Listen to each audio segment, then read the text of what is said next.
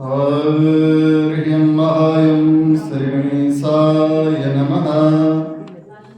श्रेष्ठकुलग्रामदेवताभ्यां नमः। सद्गुरुचरणकमलेभ्यो नमः। गुरुर्ब्रह्मा गुरुर्विष्णु गुरुर्देवो महेश्वरः। गुरु साक्षात् परब्रह्म तस्मै श्री गुरुभ्ये नमः। अखंडमंडलाकारं व्याप्तं येन चराचरं तत्पदं दर्शितं येन तस्मै श्री गुरवे नमः। गजाननं भूतगणादिसेवितं कपित्थजम्बोफलचारुभक्षणम् उमासुतं शोकविनाशकारकं नमामि विघ्नेश्वरपादपङ्कजम्। शान्तं सस्वतमप्रमेयमनघं निर्वाणशान्तिप्रदं ब्रह्मा शम्भुफणीन्द्रसेव्यमनिशं वेदान्तवेदं विभुम्। रामाख्याजगदीश्वरं सुरगुरो माया मनुष्यं हरे। वन्देऽहं करुणाकरं रघुवरं भूपालचूडामणि। अतुलितबलधामं हेमशैलं भजेऽहं। दनुजवनकृशानं ज्ञानिनामग्रगण्यं सकलगुणनिधानं वानराणां वदेशं। रघुपति प्रिय भगतं वातजातं नमामि। देवी प्रपन्नाति हरे प्रसीद प्रसिद्ध मातर जगतोऽखिलस्य। प्रसिद्ध विश्वेश्वरि पाहि विश्वं त्वमेश्वरी देवी चराचरस्य। वन्दे देव उमापति स्वर्गरो वन्दे जगत्कारणं। वन्दे पन्नगभूषणं मृगधरं वन्दे पशूनां पति। वन्दे सूर्यशशाङ्कवह्निनयनं वन्दे मुकुन्दप्रियां। वन्दे भक्तजनाश्रियं जबरदं वन्दे शिवं शङ्करं। वन्दे शिवं शङ्करम्। उल्लङ्घसिन्धो सलिलं सलीलं याशोकवह्निः जनकात्मजाय। आदाय तेनेव ददाहलङ्का नमामि तां प्राञ्जलिराञ्जनेयं। नमामि तां प्राञ्जलिराञ्जनेयम्। आपदामपहर्तारं दातारं सर्वसम्पदां लोकाभिरामं श्रीरामं भूयो भूयो नमाम्यहम्। कृष्णाय वासुदेवाय हरये परमात्मने प्रणतक्लेशनाशाय गोविन्दाय नमो नमः। प्रणतक्लेशनाशाय श्रीकृष्णाय वयं नमः। बोले गजानन भगवान की जय। बोले सत्यनारायण भगवान की जय। लक्ष्मी नारायण भगवान की जय। श्यामति रामचंद्र भगवान की जय। पवन सुत हनुमान की जय। जगज्जननी दुर्गे मैया की जय। शंकर भगवान की जय। बांके बिहारी लाल की जय। जुगल जोड़ी सरकार की जय। सत्य सनातन धर्म की जय। भगवान श्री विघ्नेश्वर भगवान श्री गणेश जी, भगवान श्री सत्यनारायण लक्ष्मी नारायण भगवान के चरणों में, भगवान श्री सीताराम भवानी शंकर हनुमान जी महाराज, माँ भगवती जगज्जननी परम्बा जगदम्बा माँ भगवती दुर्गा, भगवान श्री भवानी शंकर उमापति महादेव, बांके बिहारी मधुर बिहारी श्री राधा कृष्ण भगवान, सभी आवाहित और स्थापित देवताओं के चरणों में वंदन और प्रणाम करते हुए, सभी संतों के सभी भक्तों के हृदय में निवास करने वाले परम आराध्या भगवान श्री कृष्ण चंद्र जी के चरणों में प्रणाम करते हुए, सभी भक्तवती माताओं के बहनों के हृदय में विराजमान माँ भगवती जगत जननी परम्बा जगदम्बा राजराजेश्वरी को प्रणाम करते हुए आज पुनः 10वें दिवस में, क्योंकि ये माघ मास के पुण्य और पवित्र मास, भगवान ने स्वयं कहा, भगवान ने श्री कृष्ण ने स्वयं सत्यभामा से कहा था कि हे सत्यभामा, साल भर में ये 3 मास होते हैं, एक कार्तिक का, दूसरा माघ का और तीसरा वैशाख का। ये 3 मास जो है मुझे पवित्र, सबसे पुण्य और सबसे प्यारे हैं। मुझे अगर इन मासों में, और शंकर भगवान, स्वयं शंकर भगवान जो है पार्वती से कहते हैं, पार्वती अगर कोई मुझे पूछे कि इस त्रिलोकी में सबसे श्रेष्ठ कौन, शंकर भगवान ने पार्वती से कहा, पार्वती अगर कोई मुझे ऐसा पूछे कि इस तीनों लोगों में सबसे श्रेष्ठ कौन है, तो मेरे लिए तो भगवान विष्णु सबसे श्रेष्ठ हैं। साथ में कहा कि हे पार्वती, अगर कोई मुझे पूछे कि ग्रह मंडल में, सौरमंडल ग्रह मंडल में तुम्हें सबसे श्रेष्ठ कौन लगता है, तो मेरे लिए जो है सूर्य नारायण भगवान है। और साथ में शंकर भगवान कहते हैं, पार्वती अगर कोई मुझे ऐसा पूछे कि ये जो नक्षत्र, ये जो तारे हैं, इन तारों में से कौन सा तारा आपको सबसे प्यारा है, अगर मेरे से कोई पूछेगा तो ग्रहों में से सौरमंडल में कौन सा ग्रह आपको प्यारा लगता है, यह सबसे श्रेष्ठ आपके लिए कौन सा है, तो मेरे लिए सूर्य श्रेष्ठ है। कौन बोले? शंकर भगवान। और पार्वती अगर कोई मुझे पूछे कि ये जो तारे चमक रहे हैं रात्रि में, इन तारों में से सबसे प्यारा तारा आपको कौन है, या सबसे श्रेष्ठ आपको कौन सा लगता है, तो मेरे लिए चंद्रमा है। क्योंकि विष्णु जो है सारी सृष्टि का पालन कर रहे हैं, इसलिए मेरे लिए श्रेष्ठ हैं, और मेरे आराध्य हैं इसलिए श्रेष्ठ हैं। सूर्य नारायण भगवान ऊर्जा प्रदान कर रहे हैं, सूर्य के बगैर जो है संसार की गति नहीं, इसलिए मेरे को जो है सूर्य नारायण भगवान श्रेष्ठ लगते हैं। और चंद्रमा जो है चंद्र की रोशनी प्रदान करते हैं, तो इसलिए तारा मंडल में मुझे जो है चंद्रमा जो है सबसे सुंदर या सबसे श्रेष्ठ लगते हैं। और साथ में कह रहे हैं, पार्वती अगर कोई बोले कि ब्रह्मा जी की सृष्टि में, क्योंकि ये सृष्टि ब्रह्मा जी की है ना, ब्रह्मा जी के दिन है, क्योंकि ब्रह्मा जी ने जो है इस सृष्टि का जो है विस्तार किया। सृष्टि तो चराचर जगत के स्वामी परब्रह्म की है, ये तो उस परब्रह्म के अधीन है। जैसे कि मैंने कल उदाहरण दिया था कि आकाशात् पतितं तोयम यथा गच्छति सागर सर्वदेव नमस्कारम केशवम प्रतिगच्छसि। आप जो भी करते हैं, जिसका भी पूजन करते हैं, पूजन तो वो परब्रह्म का होता है, परमेश्वर का होता है, क्योंकि वहीं से प्रकट है। सारे उसी परब्रह्म से जो है प्रकट होते हैं, और सारे उसी परब्रह्म में समाहित होते हैं। तो इस ब्रह्मा जी की सृष्टि में शंकर भगवान बोले कि ये जो ब्रह्मा जी की सृष्टि है, ये ब्रह्मा जी के जो दिन हैं, ये जो दिन हैं 365 होते हैं, 365 दिन भी ये ब्रह्मा जी के हैं। उन्होंने गणना की हुई है 365 दिनों की। तो ये ब्रह्मा जी की सृष्टि में बोला, हे पार्वती अगर कोई बोले कि ब्रह्मा जी की सृष्टि में ये 12 महीनों में से सबसे श्रेष्ठ महीना, सबसे सुंदर महीना, सबसे पुण्य वाला महीना, सबसे पवित्र महीना कौन सा मास है, तो बोला पार्वती मेरे लिए वो माघ का महीना है, ब्रह्मा जी की सृष्टि। अच्छा, ब्रह्मा जी की सृष्टि का उदाहरण जैसे उसमें हिरण्याक्ष और हिरण्यकश्यप में आपने सुना होगा। हिरण्याक्ष को जब भगवान ने जब जो है नरसिंह रूप धारण किया, तो आपने कथा सुनी होगी, तो नरसिंह रूप में उसने हिरण्याक्ष ने बोला नहीं मार सकते मेरे को। बोला क्यों? क्योंकि मैंने आशीर्वाद ले रखा है कि ब्रह्मा जी के दिनों में कोई मुझे मार नहीं सकता।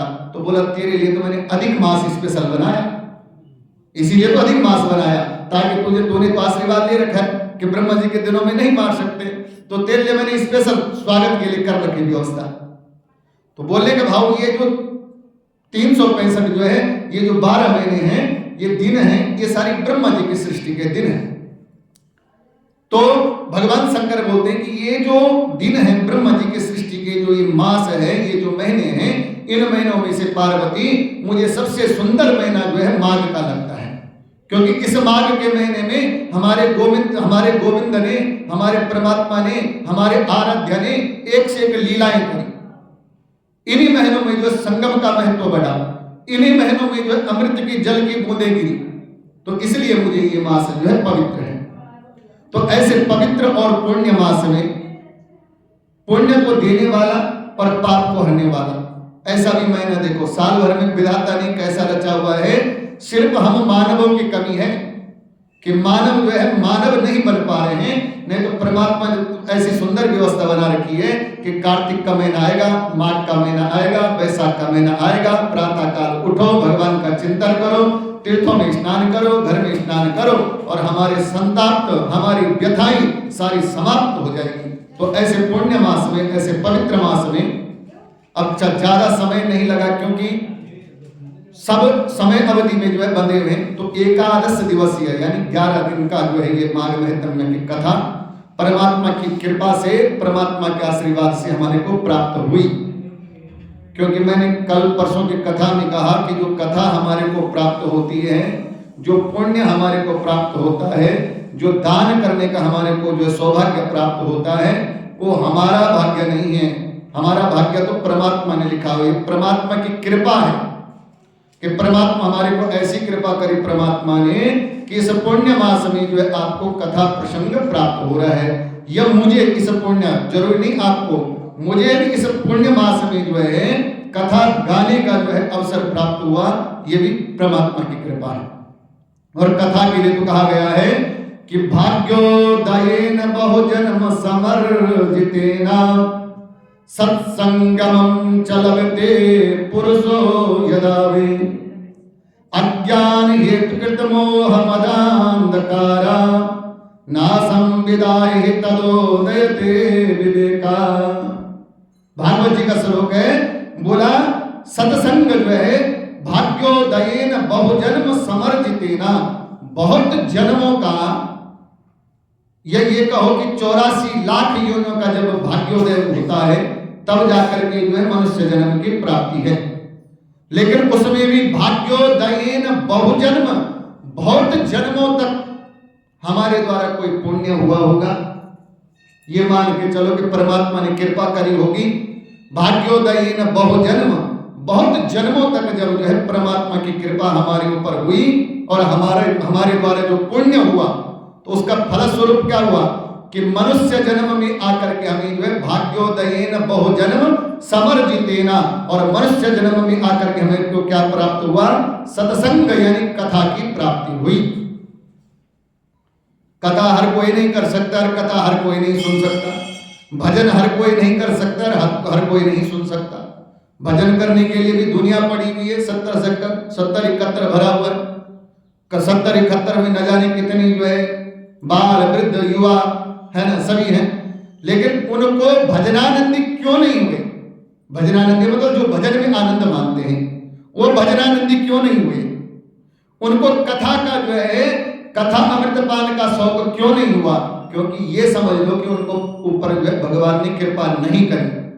ये समझ लो, दूसरे भाव में ये समझ लो, कहीं कथा सुनने वाले कल के दिन मुझे बोले पंडित जी आपने ऐसा बोला था कथा से, कहीं ये ना जो है, तो जिनके ऊपर परमात्मा की कृपा होती है, ये समझ लो आपकी जिसके ऊपर परमात्मा की कृपा होती है, ये समझ लो कि हम लोगों ने, हो सकता है परमात्मा ने, उस प्रभु ने हमारे ऊपर कृपा करी होगी कि पिछले जन्मों में उसने हमारे से जो है कोई पुण्य करवाया होगा, कोई दान करवाया होगा, कोई तीर्थ करवाया होगा, और उन तीर्थों का फलस्वरूप ये हुआ कि हमारे को इस जन्म में भी जो है परमात्मा की शरणागति की प्राप्ति हो रही है, भगवान के भजनों की प्राप्ति हो रही है, भगवान के कीर्तनों की प्राप्ति हो रही है, और भगवान की कथा की प्राप्ति हो रही है।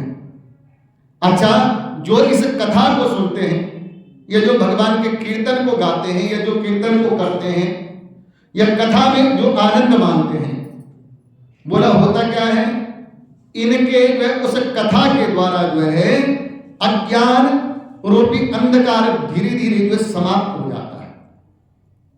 मन में और चित्त में जो विकार हैं, धीरे धीरे वो विकार जो है परमात्मा की कृपा से जो है समाप्त हो जाते हैं। ऐसी एक कथा और इस पवित्र मास में हमारे को प्राप्त हो रही है। और कथा के लिए तो महाराज, कथा के लिए कहा है, भागवत ने तो कथा के लिए बहुत गाया। भागवत जी ने कहा है कि सदा सेव्या श्रीमद् भागवती कथा, बोला इसको हमेशा सुनना चाहिए।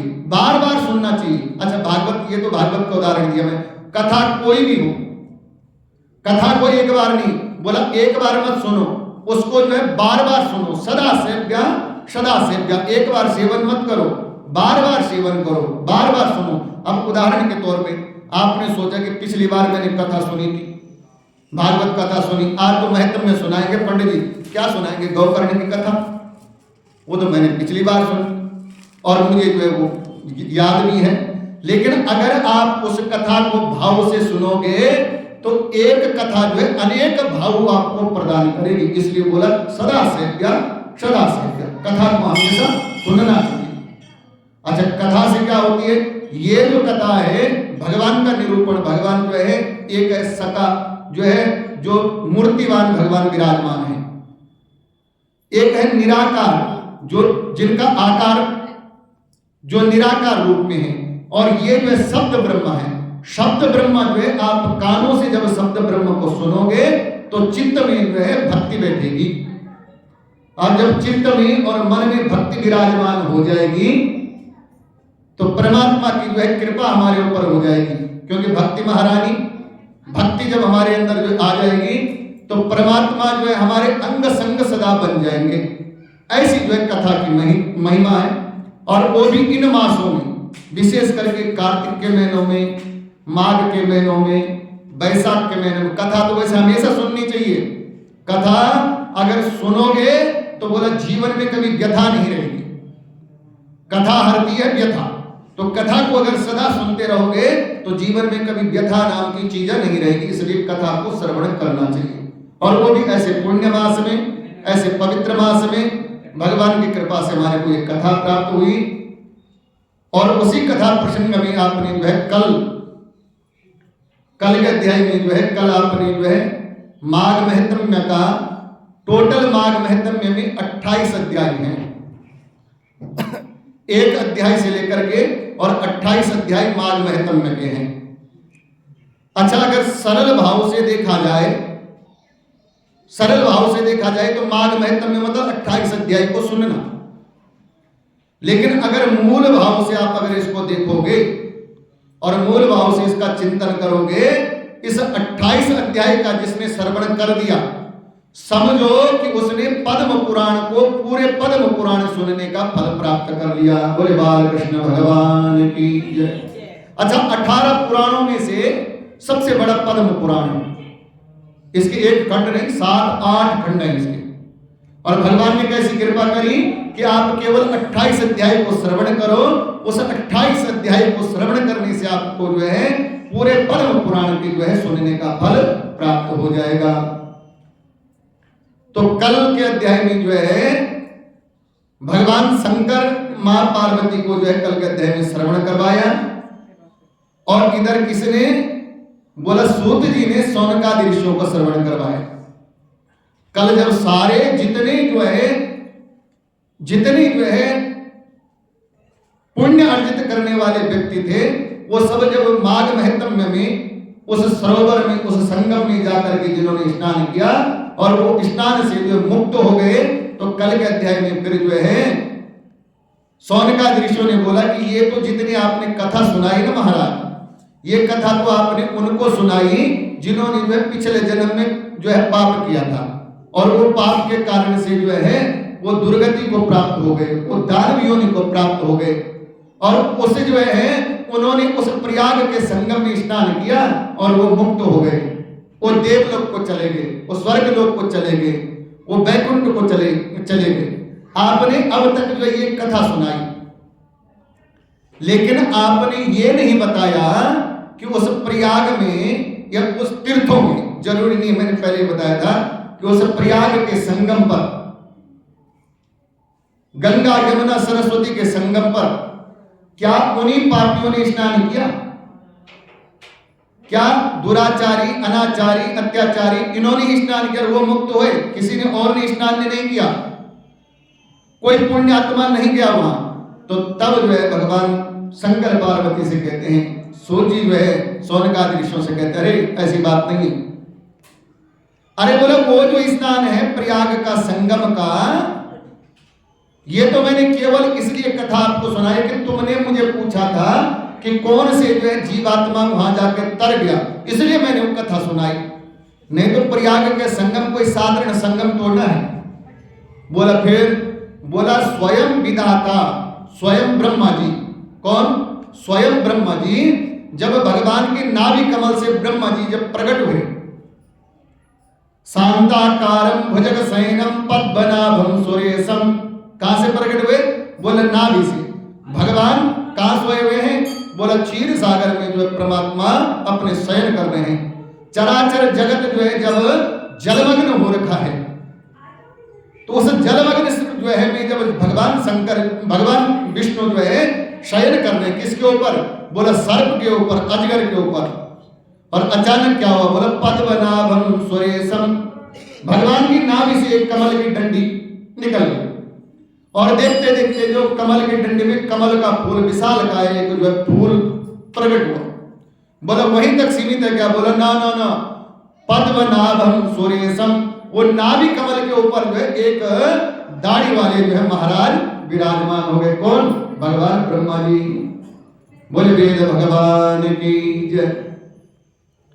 तो ये जब भगवान ब्रह्मा जी वहां उत्पन्न हुए, क्यों हुए? क्योंकि भगवान ने चाहा कि बहुत समय हो गया, अब जो है सृष्टि का विस्तार किया जाए, तो ब्रह्मा जी प्रकट हुए। कथा तो और भी विस्तार है इसमें, मधुकैटभ इत्यादि का, पर वो लंबा विस्तार हो जाएगा। तो भगवान ब्रह्मा जी जब प्रकट हुए, भगवान योग निद्रा से जब जागे, तो भगवान ब्रह्मा जी को जो है बोला तुम ऐसा करो, सृष्टि का विस्तार करो। बोला ये सृष्टि जो है जल में है, जैसे जैसे जल कम हो रहा है वैसे वैसे तुम सृष्टि का विस्तार करो। मनुष्य हो, वृक्ष हो, लता हो, गुल्म हो, सारी बढ़िया सृष्टि बनाओ। तो बोला कैसे बनाओ? तो बोला पहले जो तुम जप यानी तप करो। स्वयं जो है भगवान ब्रह्मा जी ने पहले जो है वही प्रयाग का जो संगम, जहां पे गंगा जमुना सरस्वती आकर के जो मिली, तो स्वयं ब्रह्मा जी ने जो उस संगम में बैठ करके बहुत दीर्घ समय तक यानी लंबे समय तक वहां जो है तप किया। और वो तप का प्रभाव क्या हुआ? त्रिवेणी जो है स्नान के बाद वो तप का प्रभाव ये हुआ कि भगवान ब्रह्मा जी ने इतनी सुंदर सृष्टि की रचना करी। बोला और किसने जो है वहां जो है कौन से पुण्यात्मा गए? अरे बोला पुण्यात्मा के तो छोड़ो बात, वहां तो स्वयं भगवान ब्रह्मा जी बैठे जिन्होंने वहां तपस्या करी। और छोड़ो, बोला स्वयं भगवान विष्णु, स्वयं भगवान विष्णु जो है उस प्रयाग के संगम पे बहुत समय तक प्रयाग के संगम पर भगवान विष्णु ने निवास किया। और उसका परिणाम स्वरूप क्या हुआ? उसका फल क्या मिला? बोला समुद्र मंथन में से मां लक्ष्मी प्रकट हुई और मां लक्ष्मी जो है भगवान विष्णु को प्राप्त हुई और भगवान विष्णु जो है लक्ष्मी नारायण हुए। बोले लक्ष्मी नारायण भगवान की। और बोले कौन से जो है देवता गए? बोले स्वयं शंकर भगवान, वहां पवित्र कुंड है। ये तो संगम बताया, पवित्र कुंड है वहां पे। बोले कौन से कुंड? बोला त्रिपुरासुर नाम का एक दैत्य, कल की कथा में आया, तारकासुर का बेटा जो है पुत्र। अच्छा ये नाम ऐसा लगता है जैसे एक दैत्य होगा, मैंने कल भी बताया त्रिपुरासुर, ये एक नहीं है। तारकासुर के 3 पुत्र थे। एक था तारकाक्ष, दूसरा था कमलाक्ष और तीसरा था विद्युन्मान। ये 3 पुत्र थे तारकासुर के। अच्छा इन्होंने ब्रह्मा जी की तपस्या करी, भगवान ब्रह्मा से बोला तपस्या करी, तो भगवान ब्रह्मा जो है प्रसन्न हुए। भगवान ब्रह्मा जी ने जो है दर्शन दिए। बोला क्या चाहिए तुम्हें आशीर्वाद में? बोला प्रभु आप ऐसी कृपा करो कि हमारे को जो है 3 नगर बना दो। 3 नगर मतलब 3 अलग अलग जो है नगर बना दो और तीनों नगरों के हम राजा होंगे। तो भगवान ने जो है तुरंत विश्वकर्मा को बुलाया। विश्वकर्मा को बोला ऐसा करो विश्वकर्मा, मैंने इनको आशीर्वाद दे दिया है, मैंने इनको वचन दे दिया है, इनके लिए 3 नगरों का जो है रचना करो। तो पहला जो है स्वर्ण नगर बना, आपने कथा में पढ़ा होगा, पहला स्वर्ण नगर बना, वो तारकाक्ष को दे दिया। दूसरा रजत नगर बना, चांदी आदि का नगर रजत नगर बना, वो जो है कमलाक्ष को दे दिया। और तीसरा जो है ताम्र यानी जो है लोह का नगर बनाया और वो जो है विद्युन्मानी को दे दिया। जैसे इन तीनों को दिया उन्होंने फिर हाथ जोड़े, प्रभु ऐसे से काम नहीं चलेगा, अभी तो आपने केवल नगर बसाए हैं। बोला फिर क्या चाहिए? बोला कोई हमारे को मार न ले कहीं। बोला फिर मैं क्या करूं? बोला आप ऐसा करो कि ये 3 नगर अलग अलग दिशाओं में हैं, एक दिशा में तो है, अलग अलग दिशाओं में 3 नगर है। बोला अभिजित जिस दिन नक्षत्र हो और ये तीनों नगर जिस दिन एक दिशा में आ जाए उस दिन हमारी मृत्यु हो, ऐसी आप आशीर्वाद दो। बोला दिया। बोला नहीं नहीं अभी भी नहीं प्रभु। बोला फिर क्या चाहिए? बोला प्रभु ऐसी कृपा करो कि कोई ऐसा बाण ना हो जो अब तक बना ना हो, ऐसा बाण हो उससे हमारी मृत्यु हो। जो अभी तक जो धनुष बना ना हो उससे हमारी मृत्यु हो, और जो रथ अभी तक बना ना हो ऐसे रथ से जो है रथ में चढ़ करके हमारी जो है कोई आए तब जाकर हमारी मृत्यु हो, ऐसा आप जो आशीर्वाद दो। भगवान बोल ब्रह्मा जी ने बोला तथास्तु, जो तुम मांगते हो तुम्हारे जो है तुम्हारी तपस्या से मैं इतना प्रसन्न हूं, जो तुम चाहो जो तुमने अब तक मांगा वो कामना वो सारी मनोकामना तुम्हारी पूर्ण होगी। इतना कह करके भगवान ब्रह्मा जी तो चले गए, लेकिन इधर से महाराज जब बल मिल जाए तो क्या, मैंने बोला ना कि अति जब हो जाए ना तो अति जो है बल मिल जाए, उस बल में संयमित रहना वो बड़ी बात है। विद्या मिल जाए, विद्या से परिपूर्ण कोई हो जाए, लेकिन उस विद्या में संयमित रहना वो बड़ी बात है। तो अब जो है जब इनको तीनों को जो है जब बल मिल गया तो ये जो 3 नगर उनको मिले और ये आशीर्वाद जो मिले उनको मिले, वो तीनों भाई के नाम तब एक नाम से वो जाने लगे। पहले 3 नाम से जानते थे, तारकाक्ष, कमलाक्ष और विद्युन्माली, लेकिन अब 3 नगर भगवान ब्रह्मा जी ने जब दिए तो उससे उनका नाम पड़ा त्रिपुरासुर। बोले श्री कृष्णचंद्र भगवान की जय। अच्छा, वही आशीर्वाद के कारण से क्या हुआ, वो जो है उन्होंने देवताओं को परेशान करना शुरू कर दिया। बाद में बांट दी। उन्होंने देवताओं को परेशान करना शुरू कर दिया, उन्होंने मानवों को परेशान करना शुरू कर दिया। मानव देवता सब जो है हाहाकार मच गया। देवताओं को जो है अमरावती छोड़नी पड़ी और यही स्थिति हो गई। तो देवता जो है शंकर भगवान के पास गए, विष्णु के पास गए, शंकर भगवान के पास गए। शंकर भगवान ने ज्यादा कथा का विस्तार नहीं करेंगे, शंकर भगवान के पास गए और शंकर भगवान ने जो है किससे, भगवान विश्वकर्मा से बोला कि कोई ऐसा जो है नवीन बाणों सा का जो है, नवीन यानी नए बाण का निर्माण करो, नए रथ का निर्माण करो और नए धनुष का निर्माण करो। वही पिनाक जो धनुष था वो पिनाक धनुष जो है वहां से विश्वकर्मा द्वारा जो निर्मित वहां पर किया गया। बोले शंकर भगवान की जय। और ब्रह्मा जी को सारथी बनाया। किसको बनाया? ब्रह्मा जी को सारथी बनाया। युद्ध भूमि में चले गए। बीच में तो बहुत कहानी थी, कल सुनाने लग जाऊंगा तो 1.5 घंटा वही रह जाएगा। फिर तो युद्ध भूमि में गए, भगवान ब्रह्मा जी सारथी हैं, गणेश आदि गण भी साथ में चले। बोला इतने गणों को लेके क्या फायदा? बोला ये तो भगवान की लीला थी ना, भगवान ने लीला तो करनी है। तो अब जब ब्रह्मा जी जो है ब्रह्मा जी को सारथी बना करके भगवान शंकर युद्ध भूमि में गए, परमात्मा भगवान विष्णु की कृपा हुई, अभिजित नक्षत्र भी उसी दिन आया और उन नगरों का आशीर्वाद था कि अभिजित नक्षत्र में वो तीनों नगर एक साथ जो एक दिशा में आएंगे और अभिजित नक्षत्र में तीनों भाई एक साथ रहेंगे। तो तुरंत देवताओं ने बोला प्रभु अब ज्यादा लेट मत करो, अगर अभिजित नक्षत्र निकल जाएगा और इनमें से एक भाई भी इधर उधर हो जाएगा फिर ये मारे नहीं जाएंगे। भगवान ने वो 3 बाण निकाले और तीनों को जो है तारकाक्ष, कमलाक्ष और विद्युन्माली यानी त्रिपुरासुर को जो है वहीं पर 3 बाणों से उनकी लीला समाप्त कर दी। बोले बाल कृष्ण भगवान की जय। और महाराज ये लीला कहाँ की? बोला प्रयाग के संगम पर वो तीनों बाण जिस जगह गिरे वहां पर 3 अग्निकुंड का निर्माण हुआ। वो आज तक उसके लोग दर्शन करते हैं। बोला जो उसके दर्शन करते हैं उनकी मनोकामना पूर्ण होती है और उनके सारे रोग दोष जो है दूर हो जाते हैं। बोले श्री कृष्णचंद्र भगवान की जय। यहाँ तक जो है कल की कथा चली और नीलकंठ भगवान के लिए बाद में बोला नीलकंठ भगवान जब नीलकंठ बने, नीलकंठ कोई बनना जरूरी बात तो न थी। भगवान ने जो है हलाहल विष जो गले में लिया, है ना, समुद्र मंथन में से निकला, हलाहल विष जो है गले में लिया और वो भगवान नीलकंठ बने।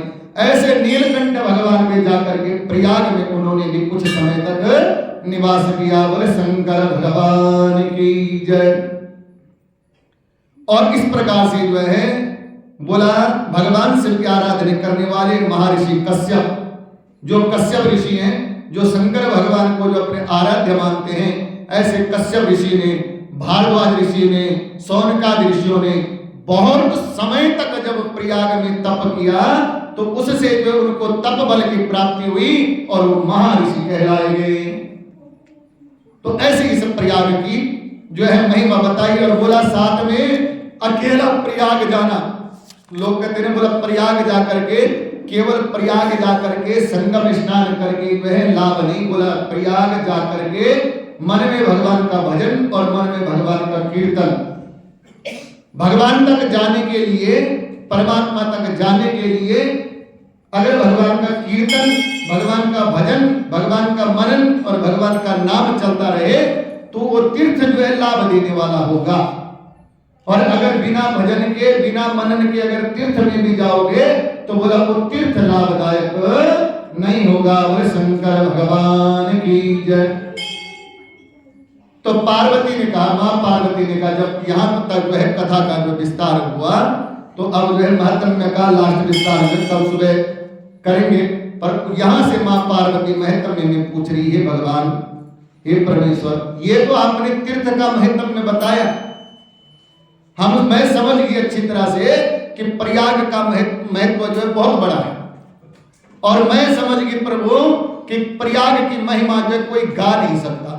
इतनी महिमा है प्रयाग की कि उस पे जो है पुराण भी लिखे जाए तो वो भी कम पड़ जाएगा। इतना महत्व जो है महिमा है प्रयाग। बोला प्रभु मासों का भी मैंने सुन लिया कि माघ मास का महत्व है, क्योंकि माघ मास में क्यों महत्व है इसका मैं समझ गई। लेकिन प्रभु ये बताओ कि श्रेष्ठ भक्ति कौन सी है? ये तो माघ महत्व में सुन लिया, लेकिन इस माघ में, माघ के महीने में ये तो प्रयाग गंगा जी में गए नहा के आ गए, संगम में गए नहा के आ गए, ये तो आपने वही सुनाया। लेकिन इस माघ में आप ये बताइए कि सबसे श्रेष्ठ भक्ति कौन सी है? मैं श्रेष्ठ भक्ति को सुनना चाहता हूं। मां पार्वती कह रही कि मैं ये सुनना चाहती हूं कि श्रेष्ठ भक्ति कौन सी है, यानी सबसे बढ़िया भक्ति कौन सी है, या किस देवता की भक्ति सबसे श्रेष्ठ है? मां पार्वती पूछ रही है। अच्छा, मां पार्वती अगर श्रेष्ठ भक्ति पूछ रही है तो भगवान शंकर किसका जवाब देंगे?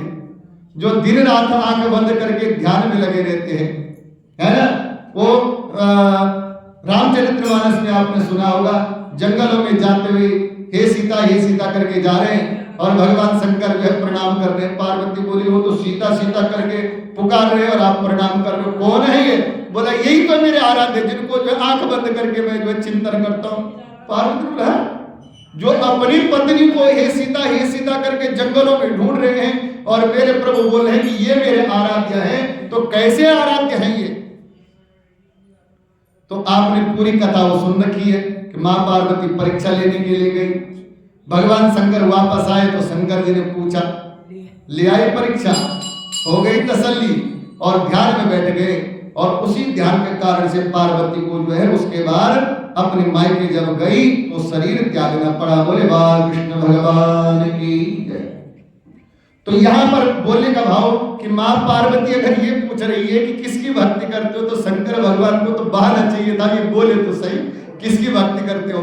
और भगवान को तो कथा, अगर संसार में सबसे बड़ा अगर कोई गुरु है तो शंकर भगवान है। शंकर भगवान से ऊपर कोई गुरु नहीं ऐसे, क्योंकि कथा की, अगर कथा का प्रवक्ता अगर कोई है, कथा को सुनाने वाले अगर श्रेष्ठ कोई कथा वक्ता है तो शंकर भगवान है। अच्छा, वो इंतजार करते हैं उनके आराध्य का कब कोई पूछे और मैं कब बोलूं। तो आज मां पार्वती ने बोला, ये प्रभु ये बताओ कि श्रेष्ठ भक्ति क्या है? भक्ति के भी कई रूप हैं। कौन से भक्ति? बोला जो है तामसी भक्ति है, राजसी भक्ति है, अभी कथा में अभी आएगा। तो बोला ये प्रभु आप ये बताओ कि कौन सी भक्ति श्रेष्ठ है। दूसरा, कौन से देवता का पूजन होना चाहिए, कौन से देवता का मनन होना चाहिए। कौन से देवता का जो है चिंतन होना चाहिए। तो तब जो है भगवान शंकर कहते हैं कि अहंकारेण रूपेण, पहला बोला हे पार्वती, जिस पुरुष की चित्त आराध्य में तल्लीन होकर के उसी होते हैं उसी की भक्ति श्रेष्ठ है। बोला भक्ति कौन सी श्रेष्ठ है? बोला चित्त में और मन में आनंद रूप से प्रेम भाव से जो भजन होता है वही भक्ति श्रेष्ठ है। और दूसरा कहा दया धर्म परायण, तथा बोला किस प्रकार से भक्ति होनी चाहिए? बोला दया और धर्म से परायण। भक्ति कर्म कांड में एक आता है व्रत जप नियम तप क्रतु सम दम दया और दान। अगर आप कोई व्रत कर रहे हैं, अगर आप कोई तीर्थ कर रहे हैं, अगर आप कोई पाठ कर रहे हैं, तो बोला क्या होना चाहिए? पाठ करने से कब लाभ मिलेगा? बोला व्रत करो, पाठ के साथ व्रत करो। बोला व्रत करके लाभ मिल जाएगा पूरा? बोला ना ना ना, जप, व्रत के साथ जप भी करो। ये नहीं कि व्रत ले रखा है, आज सोमवार के व्रत है, दिन में केला दूध खाऊंगी, ओम नमः शिवाय सुबह हो गया, और उसके बाद दिन भर फलानी दीदी ने ऐसा करा था, फलानी दीदी ने ऐसा करा था, ना, वो जो है बिल्कुल नहीं। बोला व्रत के साथ क्या करो? बोला जप करो। तीसरा क्या नियम बताया? बोला नियम पे रहो। और व्रत जप नियम, और तीसरा तप का मतलब आसन लगा करके थोड़े देर जो है बैठ करके भगवान का सुमिरन करना। ये भी नहीं कि व्रत है और बिस्तर में सो के बोले ओम नमः शिवाय ओम नमः शिवाय ओम नमः शिवाय, ना, तप करना चाहिए, तप से साधना करनी चाहिए। व्रत जप नियम तप, और उसके बाद बोला दया और दान। तीसरी भावना ये होनी चाहिए। व्रत अगर आपने है, अगर आप कोई व्रत कर रहे हैं, अगर आप कोई जप जो है तीर्थ कर रहे हैं, अगर आप कोई पाठ कर रहे हैं, तो आपके मन में, हमारे मन में दया की भावना होनी चाहिए। कहीं ये नहीं कि थोड़ा सा किसी के कान कोने से हमको लग गया और हमने जो है बाजू ऊपर करके आ बेटा तेरा इलाज करती हूँ आज, ना, दया की भावना होनी चाहिए उस दिन कि जो जिससे गलती हो गई ये सोच करके ऊपर की तरफ, आसमान की तरफ देखो और भगवान का चिंतन। अगर किसी ने बुरा भी बोला उस दिन ना, तो उसको भला बुरा मत कहो, परमात्मा की तरफ वे चिंतन करते हुए बोला प्रभु आज ये जो अमुक नाम का व्यक्ति मुझे मिला, इसको सद्बुद्धि देना, इसको दया की भावना, दया। और लास्ट में बोला दान, बोला दान की भावना रखो, जितना हो सके सामर्थ्य के अनुसार उस दिन दान करो। ये जो है पूजन का, ये पाठ का, ये कथा का, ये व्रत के जो है नियम है। इस भाव से भक्ति करनी चाहिए। तो बोला इस भाव से भक्ति करोगे तो क्या होगा? बोला परमात्मा की शरणागति जल्दी प्राप्त हो जाएगी। और यही भगवान शंकर कहते हैं दया और धर्म में परायण होकर के किसकी भक्ति करनी चाहिए? मां पार्वती फिर बोली, बोला किसकी भक्ति करनी चाहिए? बोला मेरा आराध्य है ना नटवर, मेरा आप आराध्य है ना धनुर्धारी, वो भगवान विष्णु की जो भक्ति करो माघ मास में, बोला श्रेष्ठ फल की प्राप्ति होगी। बोले लक्ष्मी नारायण भगवान की जय।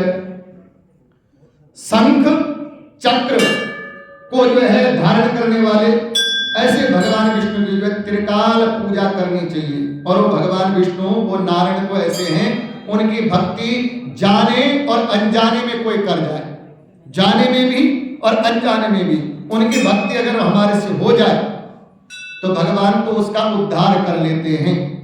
बोले बाल कृष्ण भगवान की जय। एक संत ने, किसी ने जो है, एक संत ने गोवर्धन की कथा सुनाई। गोवर्धन चोर की कथा सुनी भी आपने? एक गोवर्धन चोर की कथा सुनाई। बोले एक चोर था जिसका नाम था गोवर्धन, नाम गोवर्धन, लेकिन काम, नाम तो बड़ा लेकिन काम बुरे। नाम गोवर्धन था लेकिन करता चोरी था। कभी किसी के घर से चुरा लेता, कभी किसी के जो महल से चुरा लेता, ऐसे चोर करता। एक दिन वो गोवर्धन चोर ने किसी बड़े सेठ के घर में, बड़े राजा के घर में चोरी कर ली। महाराज उसके पीछे पड़ गए, आज तो पकड़ेंगे, मारेंगे, पीटेंगे गोवर्धन को। भागता हुआ गोवर्धन भाग रहा है, वो चोर, वो गोवर्धन चोर भाग रहा है। जान कहां बचेगी? क्योंकि राजा के सिपाही हैं, मार देंगे, पीट देंगे, राजदंड मिलेगा। भाग रहा है लेकिन कहीं छुपने का स्थान नहीं मिला, कहीं छुपने का स्थान उसको गोवर्धन को प्राप्त नहीं हुआ। भागता हुआ गया तो एक कथा का पंडाल लगा हुआ था बहुत बड़ा, जहां कथा हो रही थी भगवान की। और वो गोवर्धन चोर जो है जाकर के भक्तों के बीच में, संतों के बीच में जाकर के बैठ गया। बोले बाल कृष्ण भगवान की जय। अच्छा, वो जो सैनिक थे, वो जो सिपाही थे, जो गोवर्धन को जो है पकड़ने के लिए आए थे, उन्होंने देखा कि कथा में कोई दिख नहीं रहा। अब चोर तो उसकी जो है, उसके पास वो तरकीब बहुत तगड़ी होती है जो चोरी कर रहा है, वो चुपचाप बैठ गया बीच में। वो सैनिक आए, वो सिपाही आए, उन्होंने देखा कोई दिख तो है नहीं रहा। उन्होंने बोला यहाँ नहीं है, ये चला गया होगा कहीं और। वो सैनिक चले गए, लेकिन वो डर के मारे वहीं बैठा रहा। कौन? गोवर्धन चोर। और उधर से भागवत कथा में जो व्यास जी है वो कथा सुना रहे हैं। किसकी? 7-8 वर्ष का जो बाल गोपाल भगवान कृष्ण है, उसकी कथा सुना रहे हैं। क्या कथा सुना रहे हैं? बोला प्रातः काल का समय है, माँ भगवती जो है यशोदा भगवान जो है बाल कृष्ण को, उनको जो है गुलाब जल आदि जो है पुण्य जलों से स्नान करवा रही है। सुंदर स्नान करवाया और सुंदर पीतांबरी उड़वाया, पीतांबरी पहनाया। और उसके बाद भगवान श्री कृष्ण के मुकुट जो है सिर पर सोने का मुकुट बांधा और उसके ऊपर जो है क्या रख लिया? मोर पंख रख लिया। बोले गोवर्धन भगवान की जय। सोने का मुकुट पहनाया और उसके ऊपर मोर पंख सजा दिया। उसके बाद क्या हुआ? बोला व्यासी बोल रहे हैं, उसके बाद माँ भगवती यशोदा जो है भगवान श्री कृष्ण के जो है वो प्यारे से कोमल से जो है पांव में सुंदर सी सोने की जो है पायल बांध रही है। और जैसे ही सोने की पायल बांधी, भगवान का श्रृंगार में भगवान का रूप लावण्य जो है और सुंदर निखर आए। बोला उसके बाद क्या हुआ? बोला उसके बाद एक बड़ी सी जो है चांदी की कमरबंद जो है भगवान कृष्ण के जो है कमर में बांध दी और भगवान कृष्ण का जो श्रृंगार और सुंदर सज गए। अब वो जो चोर था, जैसे जैसे सोने की बात हुई उसके कान खड़े होने लगे, जैसे जैसे चांदी की बात हुई उसके कान खड़े होने लगे। कहाँ है? अच्छा, वो किसका? बोला वो श्याम सुंदर, वो नटवर जो है श्रृंगार में सुंदर सज रहा है। और उस जो कमरबंद थी उसके बीच में माँ यशोदा ने जो है वो श्याम सुंदर की जो है सोने की जो है मुरली रख ली, बंसी रख दी। और बोला वो जो है छम छम करता हुआ ठुमक ठुमक वो जो 8 वर्ष का जो है श्याम सुंदर है गाय को चराने के लिए जंगल में डेली के डेली इस प्रकार से जाता है। बोले बाल कृष्ण भगवान की जय। अच्छा, कथा जो समापन हुई, चोर अब गया नहीं वहां से। चोर ने बोला ये श्याम सुंदर को तो पकड़ूंगा मैं, ये सोना मैं ही चुराऊंगा, है ना। तो उसने बोला आज नहीं जाऊंगा, ये पकड़ूंगा ये श्याम सुंदर को वन में, पहले एड्रेस लेता हूं इसका। अब कथा समापन हुई, सबने प्रसाद लिया, उसने प्रसाद भी ले लिया, लेकिन वो बैठा रहा गोवर्धन चोर। सारे चले गए लेकिन वो बैठा रहा। व्यास जी ने सोचे परम भक्त होगा कोई। अच्छा, जो व्यास जो पुराण को बांचने वाले हैं, दृष्टि और सृष्टि, दृष्टि पे सृष्टि है। क्या है? दृष्टि पे सृष्टि है। जैसा देखना चाहोगे सृष्टि वैसी ही दिखेगी। भगवान श्री कृष्ण जब जो है गए थे मथुरा में कंस के पास है और कंस को मारने के लिए, उसी दिन भगवान कृष्ण जो है कृष्ण और बलराम गए, लेकिन वहां बैठे हुए लोगों ने अलग अलग देखा। जो राक्षस थे, जो कंस के सिपाही थे, उनको काल दिखाई दिया। जो माता थे उनको अपना बालक दिखाई दिया। जो जवान थे उनको अपना मित्र दिखाई दिया। तो कहते हैं ना जैसी दृष्टि वैसी सृष्टि। अब वो जो गोवर्धन है वो वहां बैठा हुआ है। क्यों बैठा हुआ है? वो जो श्याम सुंदर है उसको पूछता हूं कहां मिलेगा। अब जो है तुरंत जब अकेला समझा व्यास जी को, कथावाचक को, उठ करके गोवर्धन गया। बोला महाराज प्रणाम। बोला प्रणाम। बोला ये सोने वाला जो श्याम सुंदर है जिसने मुकुट पहना हुआ है, सोने की पायल पहनी हुई है, चांदी की जो है कमरबंद पहनी हुई है, सोने की मुरली रखी हुई है, ये श्याम सुंदर कौन से जंगल में जाता है? कहाँ रहता है? बोले बाल कृष्ण भगवान की जय। अच्छा, वो जो व्यास जी हैं, क्योंकि जो शास्त्रों का अध्ययन करता है, पुराणों का अध्ययन करता है, उसकी दृष्टि वो समझ जाता है कि किसके भाव क्या है। वो व्यास जी समझ गए कि मुझे लगता है इसके ऊपर भगवान की कृपा होने वाली है। तो बोला क्यों पूछ रहा है? बोला नहीं वो सोने का। बोला चोरी करेगा? बोला हाँ करूंगा। साफ बोल दिया बिल्कुल करूंगा, चोरी करूंगा। अरे बोला अच्छे अच्छे चोरों का सरदार तो वही है। चोरा गगनम पुरुषम नमामि। जो चित्त का चोर है, मन का चोर है, माखन का चोर है, उनको सरदार तो वो है, तो उसकी चोरी क्या करेगा? बोला नहीं बस ऐसी बात है। वो गोवर्धन बोलता है ऐसी बात है तो मैं कसम खाता हूं जब तक वो श्याम सुंदर किसी की जो है सोने के मुकुट का, चांदी की जो है सोने के पायल का, सोने की मुरली का, और वो चांदी की जो कमरबंद है, जब तक उसकी चोरी नहीं कर लेता तब तक मैं पानी भी नहीं पीऊंगा। बोले बाल कृष्ण भगवान की जय। बोले कहां मिलेगा वो, एड्रेस बताओ। बोला जा मथुरा जा, गोवर्धन जा, वही मिलेगा, वही रहता। बोला अच्छा। बोला चलो, और पीछे भी नहीं मुड़ा, प्रसाद पटपट मुंह में डाला, उल्टा सुल्टा और चलने लग गया। और उन्होंने आवाज मारी, कथावाचक ने, व्यास ने बोला ये महाराज इधर आओ। अरे गोवर्धन बोला इधर आ। बोला कहां जा रहा है? बोला चोरी करने। कहां? बोला मथुरा वृंदावन, जहां मिलेगा वहां पकड़ूंगा उसको, चोरी कर लूंगा, छीन लूंगा सब चीज। अरे बोला वो जो है किसी से डरता नहीं है। तू सोचे कि तुझे देख करके वो डर जाएगा, वो किसी से नहीं डरता। तू क्या डराएगा उसको? अरे बोला मेरे नाम से गोवर्धन चोर, नाम ही मेरा गोवर्धन डाकू है। अच्छे अच्छे हिल जाते हैं नाम सुन करके, वो इतना छोटा बालक। अरे बोला चाहे जो मर्जी हो तू, लेकिन वो डरेगा नहीं और वो तुझे देगा भी नहीं। बोला फिर क्या करूं? बोला तू ऐसा कर, अगर वो नहीं देगा ना तो तू उसका इलाज साथ में ले जा। बोले क्या है उसका इलाज? बोला माखन मिश्री साथ में लेके जा, उसका इलाज ही माखन मिश्री है। वो लालच अगर उसी को उसको किसी चीज का है तो माखन मिश्री का। बोला तू माखन मिश्री साथ में लेके जा। और नाम याद है? बोला हाँ नाम याद है। बोला क्या नाम? बोला श्याम सुंदर। और वहां से चला महाराज वो चोर। अच्छा कसम खा ली थी, नियम का पक्का था वो गोवर्धन, क्योंकि जब तक चोरी नहीं करूंगा पानी नहीं पीऊंगा। अब चला रास्ते में, और रास्ते में जब गया आधे रास्ते में तो चिंतन कर रहे कि क्या नाम बताया होगा, लेकिन फिर याद आ गया कि श्याम सुंदर नाम बताया। तो अब उसने क्या तरकीब निकाली पता है? कहीं नाम ना भूल जाऊं। तो चलते चलते जो है लगा हुआ है श्याम सुंदर श्याम सुंदर श्याम सुंदर श्याम, श्याम सुंदर श्याम सुंदर श्याम सुंदर श्याम, श्याम सुंदर श्याम सुंदर श्याम सुंदर श्याम, श्याम सुंदर श्याम सुंदर श्याम सुंदर श्याम। बोले बाल कृष्ण भगवान की जय। और चले जा रहे हैं, अपने मन में बड़बड़ा रहे हैं और चले जा रहे हैं। महाराज चलते चलते समय बीत गया, दूर से गया, कहीं जो है 1-2 रात्रि बीत गई, जल भी नहीं पिया। पहुंच गया गोकुल मथुरा के पास, और जैसी गोकुल मथुरा के बीच में पहले जंगलों में गया, वहां बहुत सारे गाय चराने वाले जो खेतों में गाय चरा रहे हैं, बहुत सारे लोग, लेकिन उसमें बच्चा नहीं दिखाई दिया। कोई मिले तो बहुत सारे, लेकिन बच्चा नहीं दिखाई दिया। कोई जो है अधेड़ उम्र का है, कोई बूढ़ा है, और कमरबंद सबने बांधी हुई, लेकिन कपड़े की कमरबंद सबने बांधी है ग्वाल वालों ने। आपको पता होगा वो ग्वाले सारे बांधते कमरबंद, सिर पे भी बांध देते हैं और कमर में भी बांध देते हैं। और ग्वालों ने सबने बांधा हुआ है, लेकिन किसी ने सोने का किसी ने नहीं बांधा हुआ है, वो तो कपड़े का बांधा हुआ। लेकिन हिम्मत आ गई, उनके पास चला गया। बोला भाई ग्वालों ये बताओ, वो जो सोने वाला लड़का है ना जिसका सोने का मुकुट है। बोले कौन? बोला श्याम सुंदर।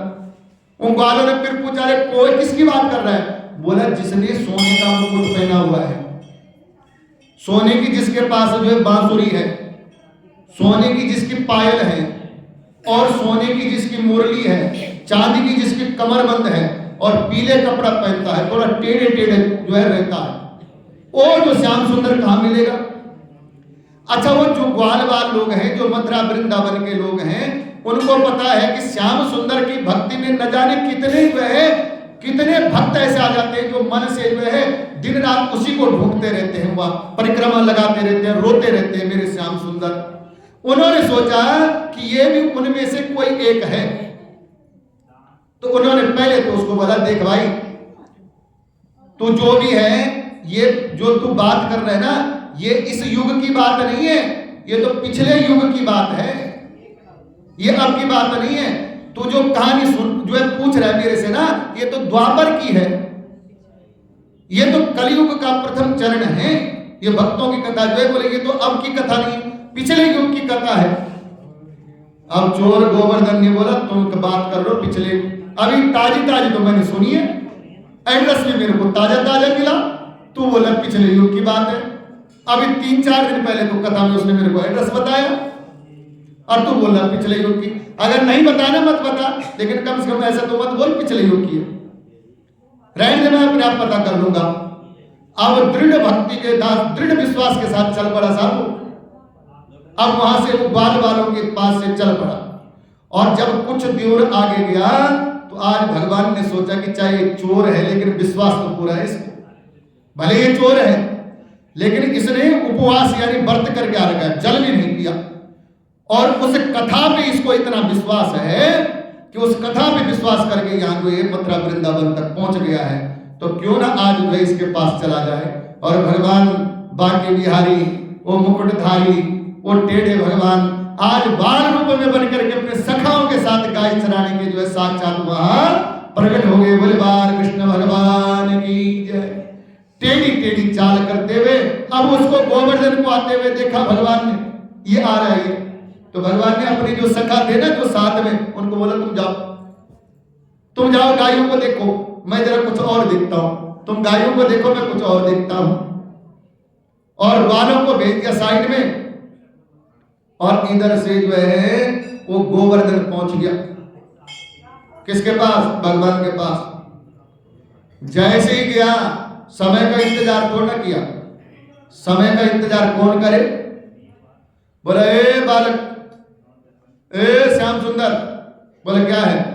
बोला जो तेरे मुकुट है ना, पायल है, तेरी बंसी है, ये कमर बंद निकाल के दे। बोला नहीं दूंगा तो? बोला नहीं दूंगा तो तुझे मेरा नाम पता नहीं है, मैं कौन हूं तुझे पता नहीं है। बोला कौन है? बोला गोवर्धन हूं मैं, डाकू हूं मैं, तुझे पता नहीं है? बोला तू चाहे डाकू हो, तू चाहे डकैत हो, तू चाहे चोर हो, जो मर्जी हो, मैं तो तुझे एक रति भर भी अपने श्रृंगार में से नहीं दूंगा। अच्छा, उसको गोवर्धन को याद आ गया कि वो व्यास जी ने बोला था कि किसी से डरता नहीं हो। उसने सोचा सच में बोला था उसने कि डरता नहीं, ये तो वैसे ही है भाई कदम, ये तो बिल्कुल नहीं डर रहा मेरे को देख करके। तेरा नाम गोवर्धन है, मेरा गोवर्धन है, तो बोला तू डरता नहीं है मेरे को देख करके? बोला तो मेरा नाम जो है गोवर्धन है। अरे बोला तूने अकेला गोवर्धन नाम है ना? बोला जिस गोवर्धन नाम को तू बोल रहा है वो गोवर्धन नाम का जो पर्वत था उसको मैंने धारण किया था, तो मैं तुझे देख करके डरूंगा? मैं क्यों डरूंगा तेरे को देख करके? उसको याद आ गया, व्यास ने बोला था भाई ये वास्तव में ये डर नहीं रहा। बोला ऐसा कर सुन, याद आ गया माखन मिश्री का। बोला ऐसा कर सुन, मैं तेरे लिए स्पेशल चीज लाया हूं। बोले क्या लाया? बोला तेरे लिए लाया हूं मैं माखन मिश्री, तो उसको खा और जो तेरे पास श्रृंगार है मुझे दे दे। बोला अगर तू ऐसा लाया माखन मिश्री तो मैं तुझे दे दूंगा श्रृंगार। बोला लिया निकाल माखन मिश्री दे, और भगवान को माखन मिश्री दिया।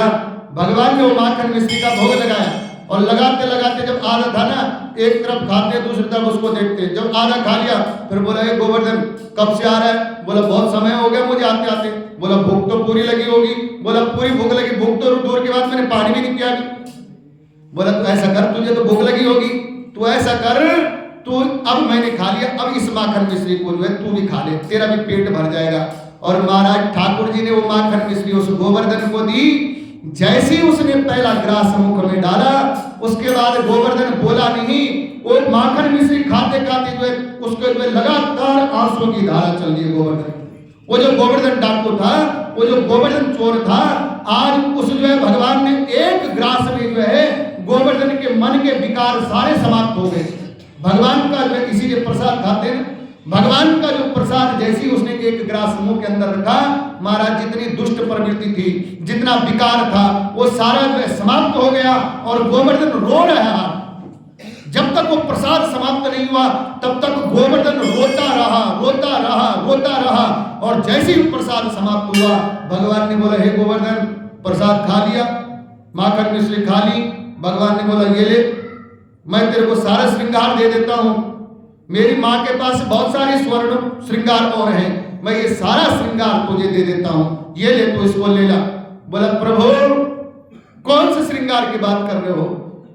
मुझे कोई श्रृंगार नहीं चाहिए, मुझे तो अब जो है श्रृंगार क्या, मुझे तो स्वयं भी, मैं खुद को भी नहीं चाहता हूं। अब श्रृंगार की दूर की बात प्रभु, मैं जो अपने को भी नहीं चाहता हूं, मैं जो आपकी शरणागति में आ गया हूं, प्रभु ऐसी कृपा करो कि अब मुझे खुद भी नहीं चाहिए, कृपा कर दो कि मैं खुद भी आपके चरणों में चढ़ जाऊं। और भगवान ने वैसी कृपा करी और गोवर्धन का शरीर वहीं पर छूटा और परम धाम को प्राप्त हो गया। बोले बाल कृष्ण भगवान की जय।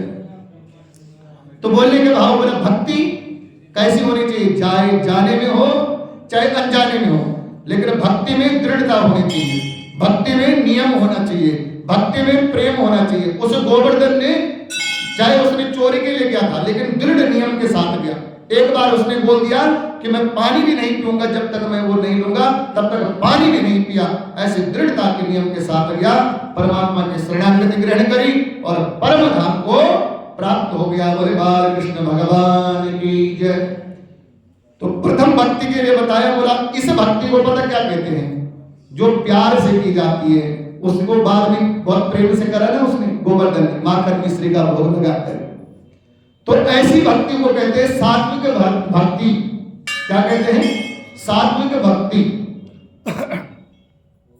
और बोला सात्विक भक्ति जो करता है, यानी भगवान का भजन जो प्रेम से, श्रद्धा से, भाव से जो भगवान का भजन करता है, भगवान का सुमिरन करता है, भगवान उसको इस धाम में यानी इस पृथ्वी में समस्त सुख प्रदान कर देते हैं। अच्छा, सुख जो भी दे, लेकिन भगवान उसके मन में आनंद प्राप्त कर देते हैं। और जब इस धाम से जाता है तो परम धाम का पद उसको प्रदान कर देते हैं। तो ये पहली भक्ति के लक्षण जो है शंकर भगवान पार्वती को बताते हैं। बोला भगवान और कौन सी भक्ति है? बोला दूसरी भक्ति है राजस भक्ति। पहली भक्ति है ना सात्विक भक्ति, दूसरी भक्ति है राजस भक्ति। राजस भक्ति को कहते हैं, बोला धन और ऐश्वर्य के अनुसार जो भक्ति करता है। क्या करता है? धन के अनुसार और ऐश्वर्य के अनुसार जो भक्ति करता है।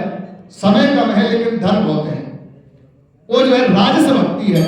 और ऐसी राजस भक्ति के लिए बोले सात्विक भक्ति कहते हैं। और राजस भक्ति, ये जो राजस भक्ति है फल इसमें भी मिलता है। सात्विक भक्ति में तो पूर्ण फल मिलता है। दूसरी भक्ति है राजस भक्ति। राजस भक्ति में जो बोला मध्यम फल मिलता है। फल तो मिलता है लेकिन मध्यम मिलता है। या अगर सरल भाषा में, ठेठ भाषा में बोला जाए तो जो सात्विक भक्ति है उसमें 100% फल की प्राप्ति होगी। दूसरा बोला राजस भक्ति में, बोला राजस भक्ति में जो है फल की प्राप्ति होगी लेकिन 100 में से 90% जो है भक्ति की जो है फल की प्राप्ति होगी। बोला ऐसे व्यक्ति बोला जो है जो राजस भक्ति है। और तीसरी भक्ति है, जो तीसरी भक्ति है उस भक्ति का नाम है तामसिक भक्ति। कौन सी भक्ति? तामसिक भक्ति। तामसिक भक्ति जिसमें अहंकार हो, जिसको मैं हूं, जो मेरा हो, जैसी भक्ति रावण ने करी। किसने करी? जैसी भक्ति रावण ने करी। रावण ने भक्ति करी, रावण से बड़ा कोई भक्त नहीं था शंकर भगवान का।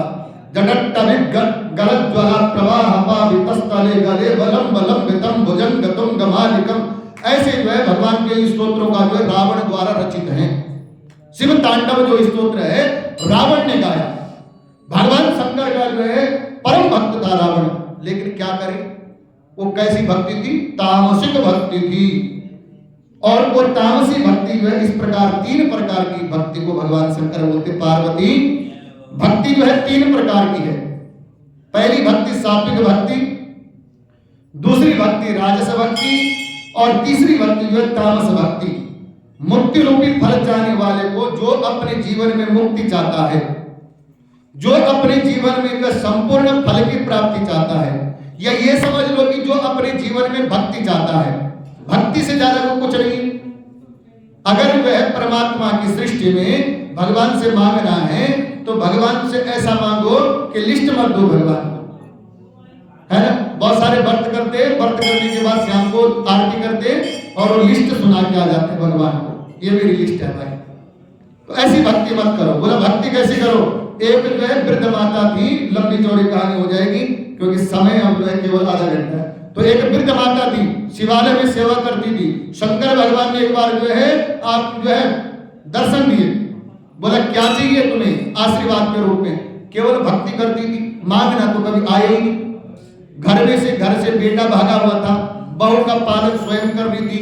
अच्छा, भगवान शंकर जब सन्मुख प्रकट हुए तो मांगा कभी था ही, मांगना ही नहीं आता था।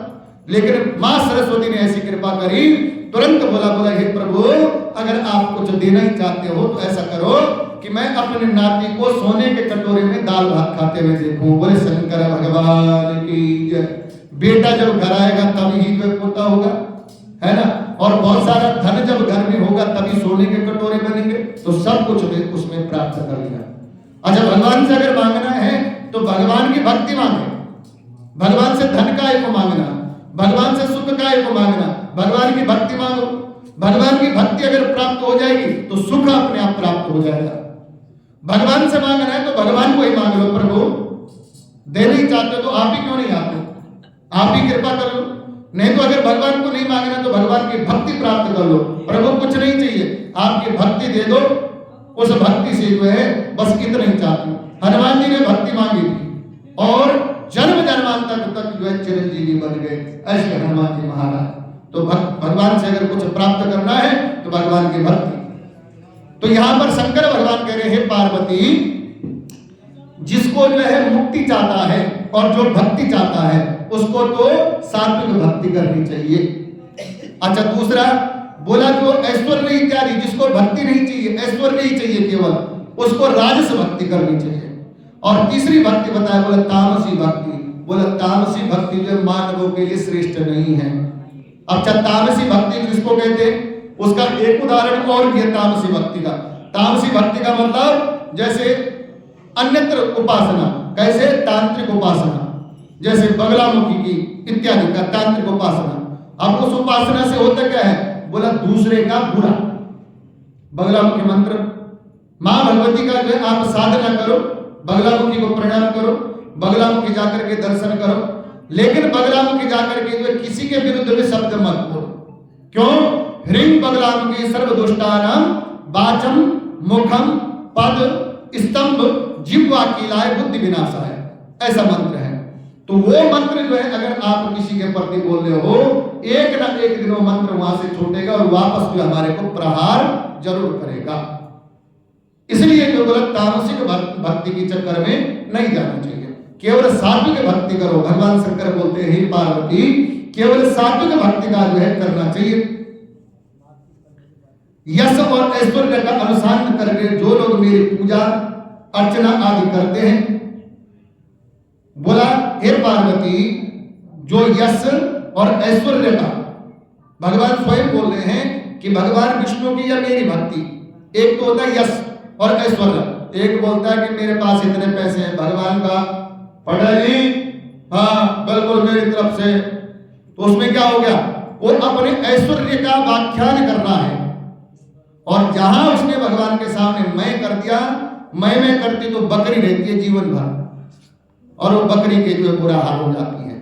मैं और मेरा, ये दो शब्द जीवन में जो है बोला कभी जो है ज्यादा इनका प्रयोग नहीं करना चाहिए। जहां मैं और मेरा आ जाता है, मैं में अहंकार है और मेरे में मोह है, दोनों अहंकार और मोह से जनित शब्द है। इसलिए भगवान के सामने तो जब जाओ तो जब आरती करते हैं, तेरा तुझको अर्पण क्या लागे मेरा, बोलते तो डेली है, लेकिन बाहर जाते मेरी कोठी, मेरा बंगला, मेरा घर, मेरा धन, मेरा काम, ऐसा नहीं। बोले क्या करना चाहिए, बोला भक्ति भाव से सभी चीज, सभी सामग्री, सभी वस्तु, सभी चीज भगवान को अर्पण करना चाहिए। जो सुख हमारे को प्राप्त हो गया, उस सुख को जो है परमात्मा का धन्यवाद करते हुए उस सुखों का जो आनंद लेना, और उसी सुखों से जो है, उसी धन से, उसी सुख से भगवान की भक्ति करनी चाहिए। भगवान कभी नहीं बोलता क्योंकि आप स्वर्ण चढ़ाओ, भगवान कभी नहीं बोलते आपको जो है आप श्रृंगार चढ़ाओ। भगवान तो बोलते हैं कि पत्रम पुष्पम फलम तोयम, अगर आपके पास नहीं है तो आप जो है पत्ते से, आप फूल से, अगर कुछ नहीं है तो तोयम, जल से भी मेरी अर्चना करोगे तो भी मैं प्रसन्न हूं। पर इसका मतलब ये नहीं एक जगह हम शादी में गए, बोले बाहर कृष्ण भगवान की जय, एक जगह हम शादी में चले गए, लास्ट में बोला दक्षिणा निकालो, बोला पंडित जी कितना, बोले 5100 रुपये दक्षिणा निकालो, बोला पंडित जी कहाँ लिखा हुआ है, अरे भाई लिखा कहीं नहीं, लेकिन तुम सामर्थ्यवान हो उस दान देने में, तुम्हें क्या क्या इतराज। अगर सामर्थ्यवान नहीं होते तो पंडित जी जल संकल्प लेकर के घर आ जाते, वो पंडित जी फल को लेकर के घर आ जाते। लेकिन जब तुम सामर्थ्यवान होकर के भी जो है उस धन का दान नहीं कर सकते हो तो वो धन भी तुम्हारा निरर्थक है। धन की गति तो दान है। धर्मो रक्षित रक्षिता, तुम धन से धर्म की रक्षा करो, धर्म तुम्हारी रक्षा करेगा, धर्म तुम्हारे धन की रक्षा करेगा। तो ये उदाहरण कहीं पे ना कथा का, हम कथा सुना रहे, कल के दिन कोई हमारे कोई उदाहरण दे दे सारे में। पंडित जी आपने तो बोला था कि पत्रम पुष्पम फलम पोयम, पकड़ो फल और घर जाओ। बोले बाल कृष्ण भगवान की जय, है ना। तो ऐसा नहीं, भगवान तो बोलते हैं कि आप अपने ऐश्वर्य के अनुसार नहीं, अपने सामर्थ्य के अनुसार, जहां ऐश्वर्य के अनुसार करोगे वहां पे तुम्हारा अहंकार होगा। और ऐश्वर्य के अनुसार अगर वो ब्राह्मण ने दक्षिणा मांग दी तो भाई ऐश्वर्य के अनुसार जो ब्राह्मण पूजा कर रहा है वही ब्राह्मण ने ऐश्वर्य के अनुसार अगर पूजा की दक्षिणा मांग दी तो मैंने इतने मंत्र पढ़े और वेद का जो है, जो वेद में लिखा हुआ दक्षिणा उसका प्रमाण है। वेद में उस युग में उस दक्षिणा का प्रमाण था, उसका गुणा यहाँ करो और उतनी दक्षिणा दे दो। कहां से दोगे महाराज, फिरते रहोगे, नहीं दे पाओगे। तो ऐश्वर्य के अनुसार जो है नहीं, ऐश्वर्य के अनुसार नहीं, श्रद्धा के अनुसार, भक्ति के अनुसार और श्रद्धा के अनुसार भगवान का जो है पूजन करना चाहिए, भगवान को वस्तु अर्पण करनी चाहिए। इसको जो है सात्विक भक्ति कहते हैं। और भगवान शंकर कहते हैं पार्वती मेरी पूजा जो है अर्चना, ये भगवान शंकर की पूजा अर्चना जो है, अर्चना आदि करते हुए पृथक भाव होने के कारण से जो है बोला इस भाव से जो भगवान का पूजन करना चाहिए। और साथ में कह रहे हे पार्वती, मैंने कहा ना कि तुमने पूछा था कि भक्ति कितने प्रकार की है, तो भक्ति मैंने बता दिया 3 प्रकार की भक्ति है। पहली भक्ति सात्विक, दूसरी भक्ति जो है राजसिक, तीसरी जो है तामसिक। 3 भक्ति है। तुमने पूछा था कि कौन सा देवता जो है किसका पूजन करना चाहिए, तो हे पार्वती मैंने बता दिया कि भगवान विष्णु का पूजन करना चाहिए। पर चराचर जगत का अगर कोई स्वामी है, चराचर जगत का कोई जगह जो है पालनहार है, चराचर जगत का अगर कोई जो है अधिष्ठात्र देवता है तो भगवान विष्णु हैं। इसलिए हे पार्वती भगवान विष्णु की भक्ति करनी चाहिए। बोला किस भाव से, बोला भगवान विष्णु को अपनी आत्मा के अर्पण रूपी सात्विक भक्ति। बोला सात्विक भक्ति मतलब अपने को ही भगवान को निवेदित कर लो। बोला प्रभु मैं तो आपका हूं, मेरे कर्म तो रही दूर की बात, मैं ही आपका हूं। जो मेरे कर्म है वो तो आपकी कृपा से हो रहे, लेकिन मैं स्वयं आपका हूं प्रभु। इस भाव से जो है भगवान की भक्ति करनी चाहिए। और सदा, बोले भगवान का जो है सदा भगवान की जो आराधना करनी चाहिए, हमेशा भगवान की आराधना करनी चाहिए। अच्छा आराधना कैसे होगी, उपासना कैसे होगी? सदा, क्योंकि हम जो है माया मोह जनित मानव हैं। कैसे हैं? माया मोह जनित मानव है, तो हर समय तो भगवान की भक्ति नहीं हो सकती। बोले बाल कृष्ण भगवान की जय। बंद करो ये माया मोह। बोले श्री कृष्ण चंद्र भगवान की जय। श्री कृष्ण गोविंद हरे मुरारी, हे नाथ नारायण वासुदेवा। श्री कृष्ण गोविंद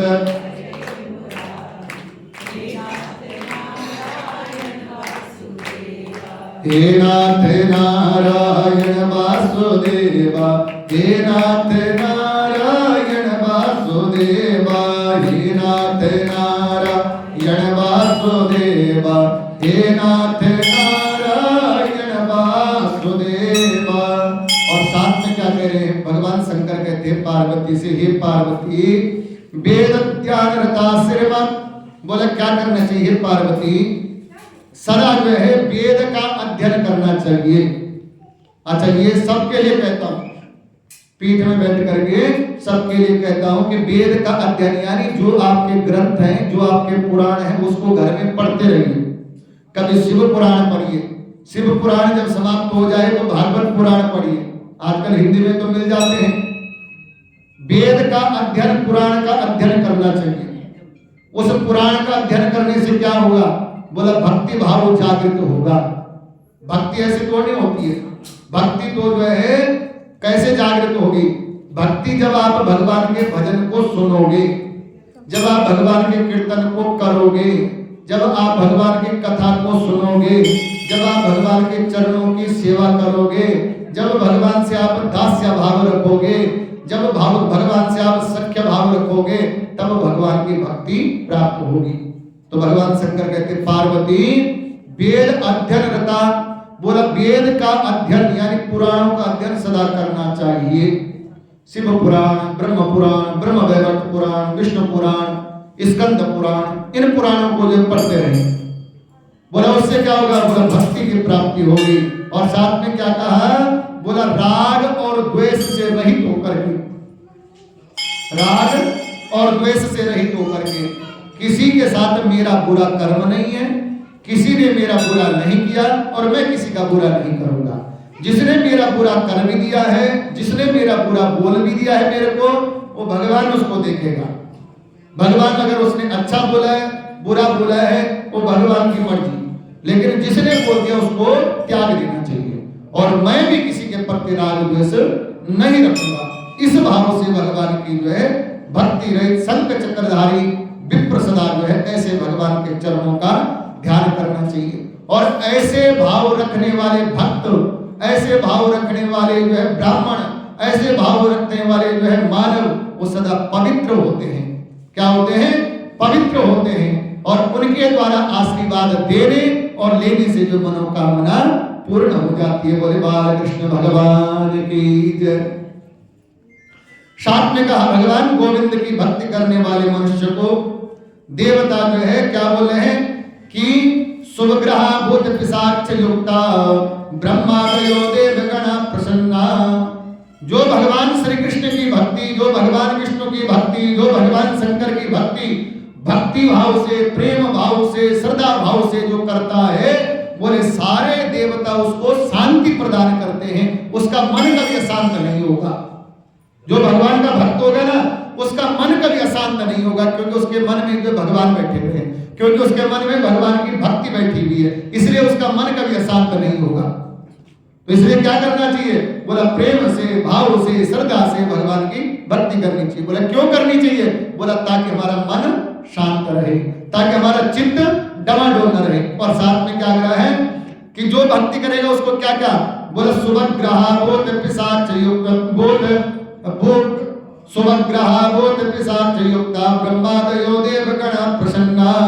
और बोला जो भगवान की भक्ति भाव से जो पूजा करेगा, जो भगवान की भक्ति भाव से जो आराधना, उपासना, भजन, कीर्तन, सुमिरन, पाठ करेगा, जो भक्ति भाव से कथा सुनेगा, बोला ब्रह्मा आदि देवता, ब्रह्मा भगवान शंकर स्वयं मैं उसका कल्याण करने के लिए राजी हूं, मैं उसका कल्याण करूंगा, भगवान शंकर कहते हैं। और बोला जितने ये मुनि हैं, सनकादि मुनि, 28,000 शौनकादि मुनि, ये सारे मुनि जो है उसके मन में, उसके हृदय में जो है भक्ति का जो है स्वस्थ कल्याण करेंगे। और साथ में कहा, बोला जितने नवग्रह हैं, कौन, जितने नवग्रह हैं वो उसको जो है अच्छा परिणाम देंगे। क्यों देंगे, अच्छा नवग्रह किसकी सत्ता में है भाई, इस चराचर जगत का स्वामी तो भगवान है, हमारे नारायण है। और नारायण से जो ब्रह्मादि रुद्रादि देवता है, देवताओं के नीचे वरुण इत्यादि दिशाएं हैं, और उनके जो अधीनस्थ ये ग्रह हैं। तो जब मालिक का ही पांव पकड़ दिया हमने, तो उसके सेवादार हमारा क्या कर लेंगे। बोले बाल कृष्ण भगवान की जय। जब मालिक ही हमारा मित्र बन गया, जब मालिक ही हमारा पिता बन गया, जब मालिक ही हमारा दोस्त बन गया, तो उसके जितने सेवादार हैं वो हमारा बाल बाकार नहीं कर सकते हैं। तो ये बोला जो भगवान की भक्ति करेगा, नवग्रह भी उसको शुभ फल की प्राप्ति कराएंगे। और साथ में कह रहे हैं शुभ ग्रह भूत पिशाचों के साथ ब्रह्म आदि देवता जो है प्रसन्न रहते हैं गोविंद की भक्ति करने वाले घर में। और क्या कह रहे हैं कि जो भगवान की भक्ति करेगा और क्या होगा, वो लक्ष्मी स्थिरातिष्ठति मंदरे चा गोविंद भक्ति बहतम नारायणम। जो भगवान की भक्ति करेगा, पर भक्ति का मतलब वो भक्ति भी 3 प्रकार की बताई है। कहीं में वो चढ़ा करके, फल चढ़ा करके, माला चढ़ा करके, पंडित जी 150 रुपए गुलाब की माला चढ़ाई है मैंने, उसका कोई लाभ नहीं होगा। बोले बाल कृष्ण भगवान की जय। हाँ, सत्यता बात है, ये कड़वी है लेकिन सत्य है। और बोला जो इस भाव से, सात्विक भाव से भगवान की जो भक्ति करेगा, बोला क्या होगा, बोला लक्ष्मी स्थिरा तिष्ठति मंदिरे चा। जो भक्त होता है ना, जो भगवान का भक्त होता है, जो भगवान का सात्विक भाव से पूजन करता है, बोला उसका घर भी मंदिर है। प्रमाण कहाँ है इसका? बोला जो भगवान का भक्त है ना और बिना स्वार्थ के भगवान की भक्ति कर रहा है, उसका घर नहीं है, उसका घर मंदिर है। और उस मंदिर में क्या होगा? बोला लक्ष्मी स्थिरा तिष्ठति, लक्ष्मी माँ लक्ष्मी उस घर में स्थिर होकर के बैठ जाएगी। अच्छा, जिस घर में माँ लक्ष्मी स्थिर होकर के बैठ गई, उस घर में कोई कमी रहेगी क्या? परिपूर्ण हो जाएगा। तो इसलिए सात्विक भक्ति से, प्रेम भाव से, जो है श्रद्धा भाव से और निस्वार्थ भाव से भगवान की भक्ति करनी चाहिए। गोविंद भक्ति बहतम नारायणम, उस गोविंद की, उस माधव की, उस नारायण की जो है वो ऐसी भक्ति करनी चाहिए। और साथ में क्या कह रहे हैं कि गंगा गया नैमिषारण्य, कौन कौन से? कि गंगा गया नैमिष पुष्कराणि काशी प्रयाग कुल जंगलानि। बोले क्या कह रहे हैं कि गंगा गया नैमिषारण्य पुष्कर क्षेत्र, काशी प्रयाग और आदि कुरु जंगल प्रदेश में भगवान गोविंद की भक्ति करने वाले। अच्छा, गोविंद की भक्ति घर में करो चाहे आप मंदिर में करो।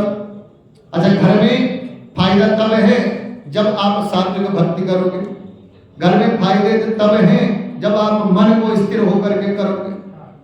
नहीं तो गोविंद वाली कथा सुनी ना, वो भगवान कृष्ण वाली कथा, भगवान माँ जसोदा ने जो दूध चढ़ाया हुआ है ना, वो कथा सुनी। बोला दूध प्यारो कि फूल प्यारो?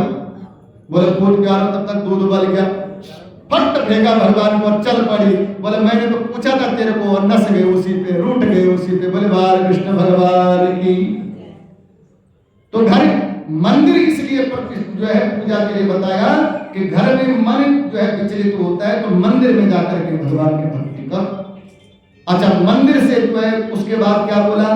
बोला कौन कौन से? बोला त्रिवेणी, जहां पर जो है बड़ पीपल और नीम के वृक्ष एक साथ जन्म हो, जहां पे उस त्रिवेणी के नीचे बैठ करके भी भगवान गोविंद की भक्ति की जाए तो अनन्य फल की प्राप्ति होती है। उसके बाद बोला त्रिवेणी के बाद कहीं आपके नजदीक कोई नदी हो ना, सिद्ध, उन नदियों के पास बैठ करके अगर जो है भगवान की भक्ति की जाए, जप किया जाए, तो अब जो है उसका जो है कई गुना फल की प्राप्ति होती है। और बोला हमारे को तो खजाना ज्यादा चाहिए भाई। बोला फिर तो तीर्थों में जा करके और 2-3 दिन बाबा बन जाओ, है ना। बाबा मतलब भूल जाओ सब, हम कौन थे, हम कहां से आए, हम अपना नाम भूल जाओ, अपनी पहचान भूल जाओ, अपना धन भूल जाओ, तीर्थों में जाकर के ऐसे जो है 2-4 दिन भक्ति करके आओ। तो बोला क्या होगा? बोला ओ नारायण, ओ गोविंद, ओ माधव आपके अंग संग आकर के आपके घर में जो है नृत्य करने लग जाएगा, सुबह शाम जो है आपके अंग संग बन जाएगा। ऐसी जो है उस भक्ति का प्रताप है। बोले श्री कृष्णचंद्र भगवान की जय। और इस प्रकार से गंगा गया नैमिषारण्य तीर्थ में बोला जो है भगवान गोविंद की भक्ति करने वाले मनुष्य को शरीर में भक्ति जो है, माँ भक्ति महारानी जो है उसके शरीर में निवास करती है।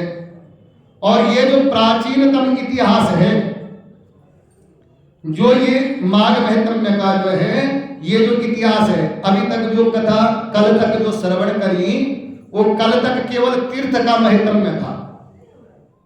28 अध्याय में से जो है 28 अध्याय टोटल जो है तीर्थ का महत्म्य है। और बोला तीर्थ का महत्म्य छोड़ करके केवल तीर्थ की प्रधानता बताई। जिस तीर्थ का निर्माण जिसने किया उसका तो कहीं बताया नहीं। तब जाकर के जो है इस कौन सा पुराण बताया? हाँ, पद्म पुराण। बोले बाल कृष्ण भगवान की जय, श्री कृष्णचंद्र भगवान की जय। श्री कृष्ण गोविंद हरे मुरारी, हे नाथ नारायण वासुदेवा। श्री कृष्ण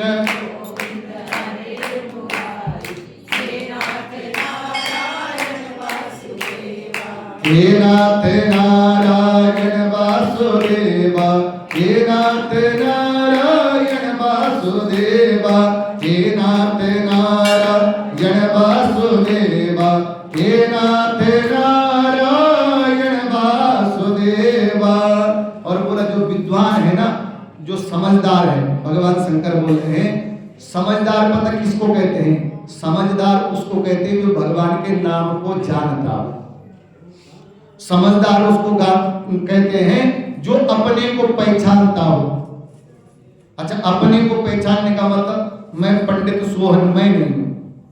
मतलब सोहन वो तो मेरा नाम है, मेरे माता पिता ने रखा है, लेकिन मैं कौन हूं जो ऐसा पहचान जाए? मैं मटौर मंदिर में पंडित हूं, ये मैं नहीं हूं। मैं कौन हूं जो ये पहचान जाए, और दूसरा मैं क्यों आया हूं जो ये पहचान जाए।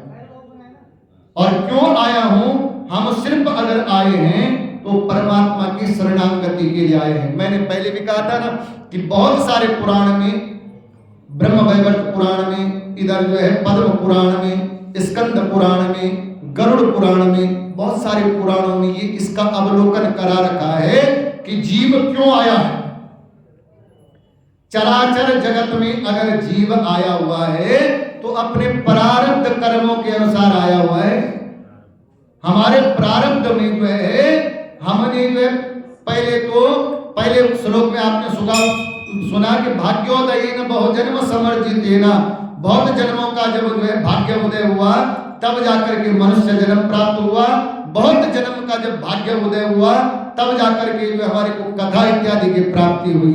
लेकिन ये भाग्योदयेन का यहाँ तक तो सीमित है, लेकिन महाराज बहुत सारी योनियों को व्यतीत होने के बाद 84 लाख, अच्छा कहीं लिखा हुआ है, प्रमाण तो मैं नहीं जान सकता, लेकिन कहीं मैंने ऐसा भी पढ़ा है कि 84 लाख योनियों का जब भुक्त भोग जब हो जाता है, यानी पुण्य उदय हो जाता है, तब जाकर के वो मनुष्य योनि की प्राप्ति करता है।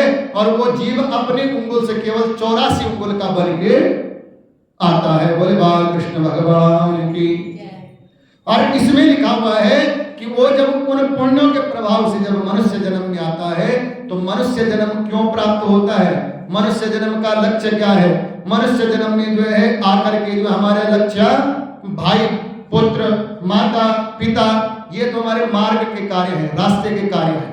जैसे उदाहरण के तौर पे आपने अगर यहाँ से दिल्ली जाना हो और आपके अंबाला में कोई रिश्तेदार रहते हो, तो आपने गए, यहाँ से आपने बस पकड़ी, अंबाला में उतरे, अपने रिश्तेदार के घर में गए, थोड़ा वहां जलपान किया, फिर से बस पकड़ी और फिर से आप जो कुरुक्षेत्र आदि में दूसरे रिश्तेदार को मिले, वहां से पुनः बस पकड़ी। लेकिन आपका गंतव्य अगर कहीं है, आपने कहीं अगर पहुंचना है तो दिल्ली पहुंचना है। वैसे ही ये मनुष्य जन्म है। मनुष्य जन्म जो ये हमारे भाई बांधव रिश्तेदार कुटुंब, ये हमारा लक्ष्य नहीं है। हमारा लक्ष्य जो है उस परमात्मा की शरणागति प्राप्त करना है। हमारा जो लक्ष्य है भगवान के चरणारविंद का प्रेम प्राप्त करना है। हमारा जो लक्ष्य है भगवान के शाश्वत धाम को प्राप्त करना है। ये तो सारे यहाँ के रिश्तेदार हैं, ये जितने हैं ये तो यहाँ के रिश्तेदार हैं। ये तो सिर्फ यहीं तक सीमित है। भाई भतीजा कुटुंब घनेरा अंत काल मेरे बंधे कोई नहीं तेरा। ये तो भाई भतीजा कुटुंब रिश्तेदार नातेदार फलाना ढिमका पसका, ये तो यही तक है। महाराज आप यहाँ से कुछ दिन दिल्ली चले जाओ, यहाँ का रिश्तेदार साल 2 साल करेगा, कौन उसके बाद भूल जाएगा। और जब यहाँ से जाएंगे तो बात ही अलग है ना। बोले बाल कृष्ण भगवान की जय।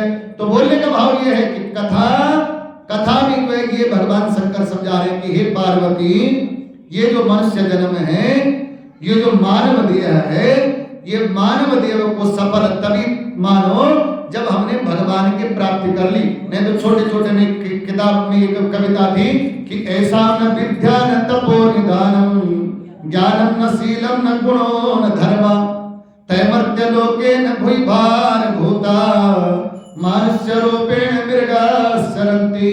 जिसके अंदर विद्या न हो, ज्ञान न हो, शील न हो, गुण न हो, धर्म न हो, फिर बोला वो क्या है? बोला पशु है। पशु यानी मृग की भांति है, पशु है वो। बोला फिर बोला तैमर्त्य लोके, इस मृत्यु लोक में, इस पृथ्वी पर वो एक वजन बना हुआ है, भार बना हुआ पृथ्वी माता के ऊपर एक भार बना हुआ है। वो भार चाहे जब कम हो जाए उसका कोई लाभ नहीं।